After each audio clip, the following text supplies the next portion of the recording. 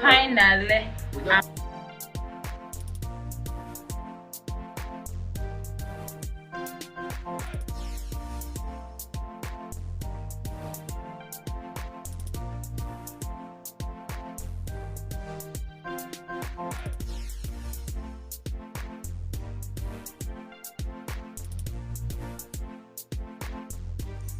Olna koraldo mwana manyidwanga Lydia Jasmine wamuno mukuru amanyidwanga Wike Benda weba tibagenze maso kubanga ate basasamaza social media oluvanyuma lokubanga ate ba dropping yo ebifananyi byabwe yes ebiraga nti bagenze maso kubanga bakola emikolo ejokchala makaji bazala mwana manyidwanga Lydia Jasmine bino bifananira ddala emikolo nga wogira biradala jino kubanga ate jibera n'okusuka woba n'okusinga ku mikolo ejemo naye nga basinga obungi bagenze maso kubanga babategeza nti temutubuzabuza eno video shoot so nga ate abalala bagenze maso kubanga babayoza zabane batu ne babagamba nti bane mutuyambe tuleme kubayoleza bwerere ate bibenge byaddana nabatanzi mwana muleza banyidwanga Levixon avuddeyo era nga agenze maso kubanga ate abozayoza kino nno kyongedde okubanga kiraga abamu ku ground nti oboli awo emikolo gyaddala so nga ate mwana manyidwanga Patricia abagambye nti banage mbagaliza mikisa myerere naye amazima gali nti nze bino nabadde sibitegeddeeko kino kinkubye wala so nga ate mwana muleza banyidwanga Wizo yabagambye kigenda mu maaso government tebagiwamba nga sitegedde nga naye tufu ebiri ku ground tabitegera songa te Hanson baliruno naye yagenze maso kubanga ate abagaliza obufumbo obulungi ate nga ye mwana muleza manyidwanga Aipase yabagambiddewo nti nze nakowa peregese mwe peregesinga nabiganira wonga lumu songa ate mwana manyidwanga Carol Kasita agenze maso kubanga ate abategeza nti banange mututwala process by process badia okitegera embera bwe kiwayimiridde ku ground naye nga ba social media inlaws abasinga obungi kuluno nabo bakabuse ne bagamba nti gino simikolo wandibawo ekintu ekitali kituufu olw'ensonga nti singa gibadde mikolo gyaddala Lydia Jasmine banna abalala abayimbi abalala bandibaddeyo ku mikolo era bandigenze maaso kubanga bamwozayoza nga yetuze tukiraba ku mikolo gy'abalala okugeza ng'egyakabako ejja mwana muleza manyiddwanga Rabadaba bavayo ne babeera nga baboozayoza nga bakozesa social media platforms naye ku luno si bwe kiri ate ng'era ne ku Dana si bwe kyali awe babuukidde wabula ng'ateera mu kaseera ke kamu Lydia Jasmine yavaayo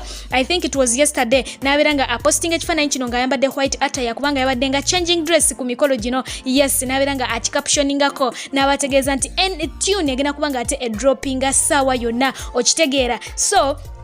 ekyo kyongedde okubanga ate kituwa ekifaananyi kiraga nti gino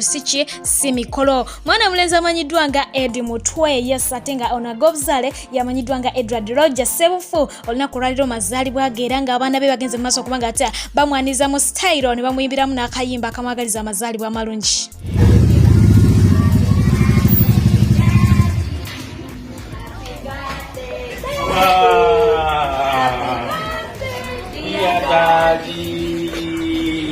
Happy birthday to you. Wow. You look like a fighter. Hey, I want to buy my monkey. Balai chakai balai. Yeah. You look like a fighter. Mulita. No, I know you muliti.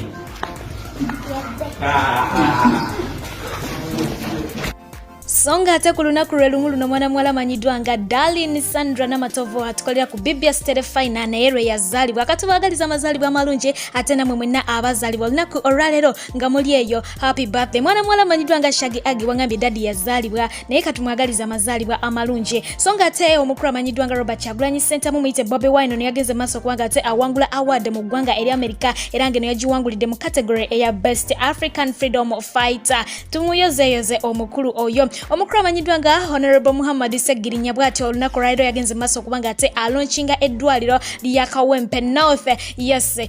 bwati bwakikoze bangi bagenda mu maaso okubanga babuuza waneeno nti omukulu Honorable Segirinya sente azijjawo ezikola bino ebintu sente mwe muzisonda mwe kyolina okumanya okuddako mu ggwanga erya Kenya yes batulaga nti bano bagenze maaso okubanga ate bongezaayo kafyu oba lockdown ennaku 6 zibabongedde kakati gwali ku muliraano owulira otya kagundi ako kafayo kawuliro banedda okuddako wanene omugwanga lya Uganda yes waliwo eggulire lyagenze maaso kubanga terifuluma nga litulaga nti abantu abawerako ddala 800 bakubiddwa eddagala lya corona efu era nga kigambibwa nti bangi bafudde mu mbeera efaananako bwetyo so nga ate abalala omuwendo ogumu tebagudisposinze naye nga gye bali mu bufunze basukkawo mu 800 abakubiddwa eddagala efu so nno mwebereremu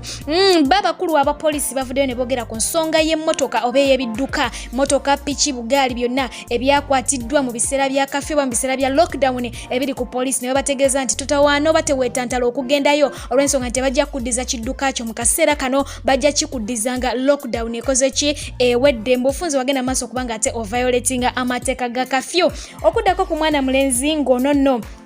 influencer mulamba wali eri ku Twitter amanyiddwa nga Chris Nabugere yagambibwa kuba nti yakwatibwa era n'atwalibwa abapoliisi era nga kigambibwa nti ono bamutwalira mmotoka ya drone bamusanga ewaabwe essaawa zalinga 11 ez'akawungezi bwe batyo ne bamulyawo era nga yalina ekyaliwe naye nga mwannyina annyonnyola story yanagamba nti babatwala n'okubakuba babakuba naye ng'omusango gwe baali babavunaana bagamba nti mwana mulenzi ono yagenda maaso kubanga akola tweet eyali ebika omukulu amanyiddwa nga Yoweri Kaguta Museveni ennaku ezivuddeko awo 2-3 emabega yes nti ye yabitandika wabula nga kigambibwa nti bamutuuse eyo ne bakizuula nga bambi si ye muntu eyagenda maaso okubanga ate akola ekyo gwe baali banoonya yali amanyiddwa nga Cyrus wabula ate bo batwalamu Chris era ng'ono kigambibwa nti bamukuba bubi nnyo ne mukwano gwe okutuusa we babajjamu amazima ne bakiraba nti si ye yali abikoze naye ate mu kaseera ke kamu bagamba mbu abapoliisi abo babatwala batandika okubagamba bakubire abantu baabwe amasimu babaweereze ssente ku ssimu zaabwe era mbu ne babaweereza ssente oluvannyuma abapoliisi ne babagenda mu maaso okubanga bawithdrawingako ssente ezo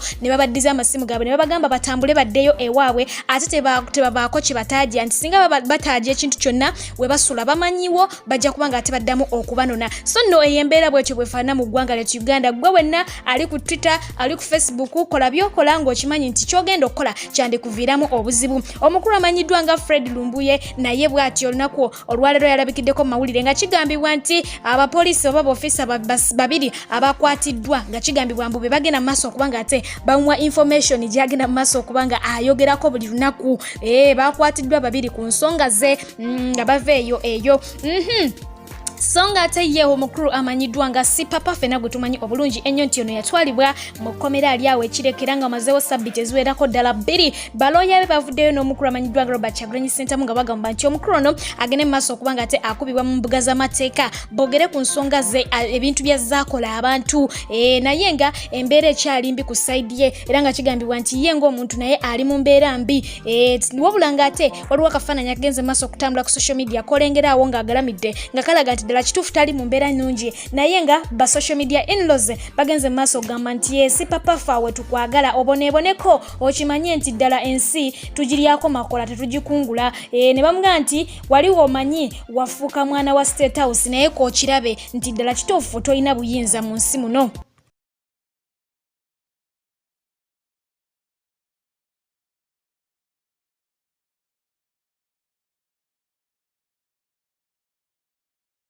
Abakyala n'abaami kambanjulire Sheikh Musa Sinani omulombi w'eddwa ng'onaavumula n'okutangira endwadde ez'enjawulo omuli amajinni ebisiraane bakuba onoonya mulimo mukyala oba mwami weetaaga mukisa olina olutwe n'ebirala bingi nnyo gwamwetaaze musange wankulu ku kisaawe oba mukubire ku nnamba y'essimu 0752 95 4317 oba omuweereze ka message ku WhatsApp 0782 79 49 22 ye Sheikh Musa Sinani tosubwa yangu wawonyezebwe.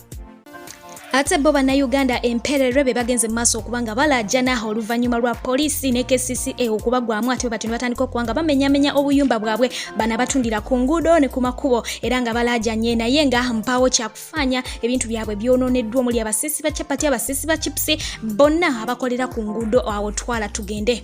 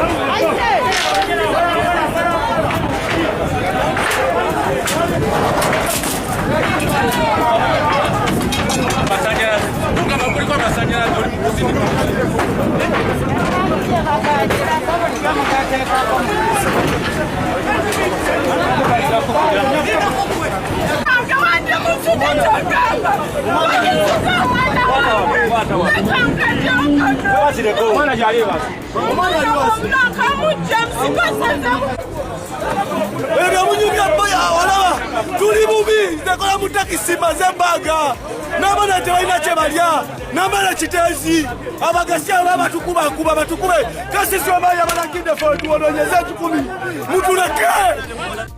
Nga mpunzika mawulire gaffe kangawunzike ne story y'omuwala agambibwa okuba nti asangiddwa ng'afudde enaluvule naye nga kigambibwa nti ono yattiddwa mu bukambwe era nga abasinga obungi bagamba nti yamaze ku rapingibwa ne bamusalamu ebitundu bye ebyekyama ate oluvannyuma ne bagenda maaso okuba nga bamusuula awo. Munnange amawulire bwe gatyo bwe gafaananye era bagenze maaso okuba nga bakuutira abazadde okusobola okuba nga mukugira abaana bammwe okutambula naddala mu biseera ebifaananako nga bino. Nsigadde nze Fifi the News Anchor nga bulijjo kankulekereko amawulire gano ng'ogawuliriza atakuumira mpeera bankuumire mubeere bulungi. Mbagala nnyo mweraba.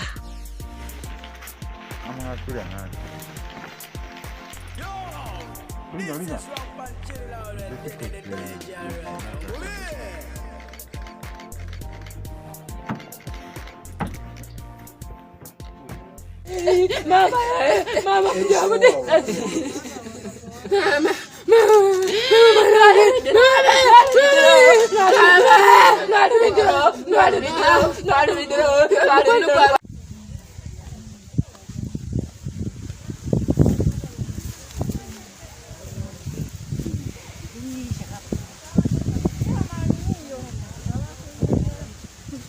omwana yalaka baasose mulepinga kuba enneba kagyebaseemu eraga nti alinga yabadde alwana bamulepinze kwaba ebitundu bye ebyekyama tebiriimu baffe tukiddeyo nekyema nga tebiriimu tumanyi bakale n'olulimi engeri gyabadde abunidde tumanyi ba n'olulimi baalugyemu luteeka okuba nga nolo baalugyemu ng'oli yamusadde ase nga alina byamwagalako ebitundu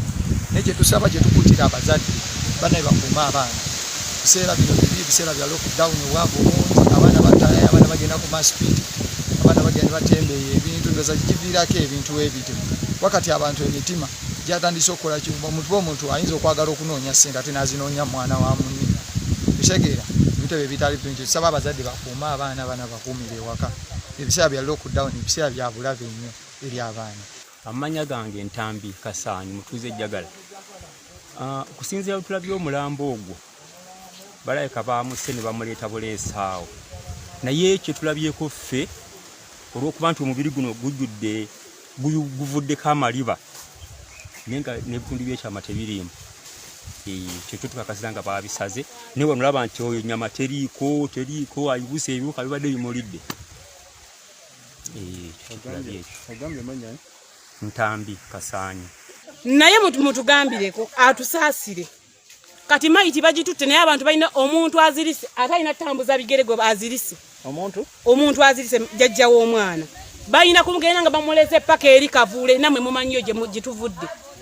okumutambuza omukola ki omutuusaayo. Tubeegayirire jjajja mwami tukwegayiridde nkufukaamiridde jjajja mwami tusaasire n'abasajja bennyini bakolera wala basula wala tukwegayidde jjajja mwami tusaasirireko ddala ne situli tojongeremu kubanga batutidde omwana ku kyalo twesaba twegayiridde ne gundi ya kafya ajongereko. Akati sena si kyakusoma batambula basaba 10 basaba ki abazadde mufe ku baana n'abantu beeyongedde nnyo muno tebabalipootinga abapangisa abakola tebabalipootinga buli muntu yenna gwoba ofunye mu kitundu mu lipootinga era kakati ku kino kye tulabye tugenda kuddamu kukkiriza bantu gwesimanyi kufuna bbaluwa toba njagala kino oba njagala kino ekirala nene siko kati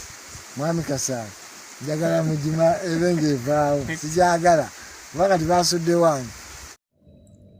Yes, agamba kififije webale bambi otuweereza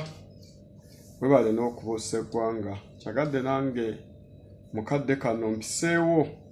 kameseji kange kagende eri abasawo bonna mu Uganda abalina amalwaliro abalina zi kiliniki nti ddala mu nsi abantu babeeredde nga babeetaaga okubawo bayambe ate bo bafuukidde abazibu, bo balabidde bizinensi, bo balabidde eddembe. Tubiraba wano bulijjo mawulire nga abasawo bakoze kinene be bamu bajje ku banaku oxygeni ne bamusa ku bagagga olwa ssente. Abantu bafa baganye bakwatako nti baagala ssente. Nalaba wano omukyala baamuzunza ku malwaliro kumpi 3 ne buli ddwaliro ne ligaana omukolako olw'okuba nti baagala ssente. Kyannaku nnyo okuba bye mwasomerera era tubadde tumanyi nti muli bannaffe era muliwo okutaasa bulamu bw'abantu. Naye ate mukoze kinene mu kuva mu bulamu bw'abantu. Ffenno tugamba muzikuŋŋaanye mu bungi era mubeere nazo, naye ate bagamba olimala okunyaga nobba naye ate naawe oluvannyuma ne bakunyaga. Tubalabye ssebo abatalina nsonyi n'abakola ku by'okuziika nga beewaana nti kati baziika bbeeyi era baziika abantu bangi olunaku. Abasawo mwandyezeemuko ne mudda engulu ne mujjanjaba bannayuganda. Kino kye kiseera buli muntu wayagalira munne, kino kye kiseera we tulina okulagira omukwano gwa Katonda. Mwandibadde mukuŋŋaanya mukwano na kuyamba okusinga okuŋŋaanya essente ezibalimba obulimbi ze mugenda okulekawo. Ffe tutunula amalwaliro tugamanyi, tugenda kumenya ddwaliro na lumu, naye tubamanyi, tugalabye era tubalinze. Mwe mulowooza mukuŋŋaanya ssente naye ffe tulinda kiddako. Eno just weevu buweevu egenda kuggwa, egenda kuyita, naye ate mwe mugenda sigala. Mukoze kinene okucollectinga zi cases zibakaabireko, zikaabire ku baana bammwe era zigale nga zitambula. Bannayuganda mwenna abali eyo mugezeeko mwekuume, mwambale masiki, mwewala okutambula.